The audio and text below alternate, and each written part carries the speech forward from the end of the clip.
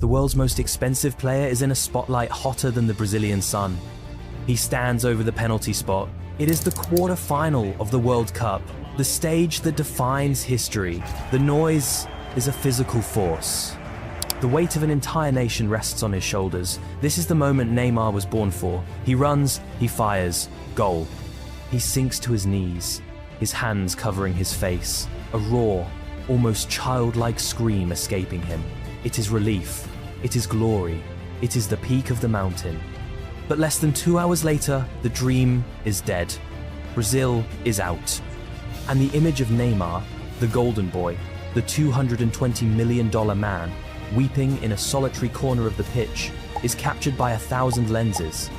This is the story of how Neymar Jr. became the last great artist of the sport, and why his career will forever be defined by the curse of impossible expectation. Santos, Brazil, the city of Pelé, a place where football is not a game, but a religious inheritance. It was here, on the beaches and in the concrete halls, that a young boy with gravity-defying hair and preternatural skill was found. His name was Neymar da Silva Santos Jr. His gift was not just control, it was joy. He played with the arrogant freedom of a child who knew the ball was his to command. Coaches who saw him at the age of 14 said the same thing. He was already ready. They called him the new Pelé, a title that wasn't an honor but a sentence. At 17, he was a professional. By 19, he had won everything in South America. His highlight reels were not soccer, they were digital theater. Dribbles, flicks, passes, it was all a blur of impossible genius. He didn't just play the game, he put on a show. And the world watched, mouth agape. But the attention that baptized him also began to corrode him. The sponsorships, the fame, the celebrity status, all arrived so fast, it left no room for the boy to become a man. He signed with Barcelona in 2013, a move meant to solidify his claim to the throne. But the terms of that deal, the secrecy, the lawsuits, the words of corruption, meant that even his greatest triumph was already wrapped in a layer of scandal. The golden boy had arrived in Europe. But the shadow of his entourage, his brand, and his legal worries had arrived with him. The perfect athlete was already tangled in the imperfect business of being a superstar. In Barcelona, he formed the most terrifying frontline football has ever seen. We call them the MSN. Messi, Suarez, and Neymar. It was a symphony of destruction. They didn't just win, they humiliated opponents. For a brief, dazzling period, Neymar was the heir apparent, the undisputed next great player on earth. He was younger than Messi, faster than Suarez, and possessed a trick unique to him. He was the spark that powered the engine, but every empire has a breaking point. Neymar was never content to be the prince. He had to be the king, and there was a crown in Barcelona that was simply not his. Messi held it, and Messi would not let go. In 2017, the script was torn up. A transfer was announced that shook the foundations of the sport. Paris Saint-Germain paid $222 million for one player. It was a statement that summed up so astronomical that it became a burden. He was no longer just a footballer. He was an asset. He was the single, non-negotiable key to a new Qatari empire winning the Champions League. He was the face of a club that had no patience for failure, no tolerance for second place. Neymar had escaped the shadow of Messi, only to enter the golden cage of impossible, soul-crushing expectation.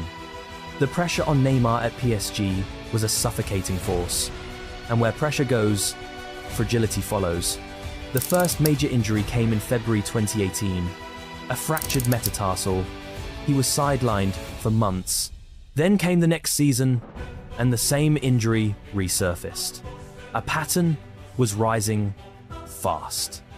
The dazzling artist was constantly being brought down by his own body.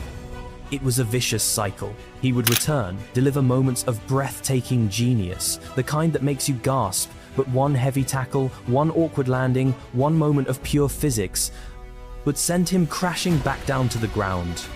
His birthday parties, his celebrity stunts, his missed games, all became the evidence used against him by the critics, who didn't just question his fitness, They questioned his commitment. They asked if the playboy had swallowed the professional. He was accused of not taking the game seriously, but the truth was more complex and more tragic that his talent was too big for his bones to handle. Neymar's ankles, his ligaments, his fragile structures that held up the world's most expensive showman were simply not built to withstand the force of his own destiny. Every world-class player is defined by the World Cup. For Neymar, it was the arena of his deepest pain. In 2014, a brutal knee to his back shattered his vertebrae, ending his tournament and Brazil's dream in an instant. In 2018, the world mocked his exaggerated falls, turning his very act of pain into a meme.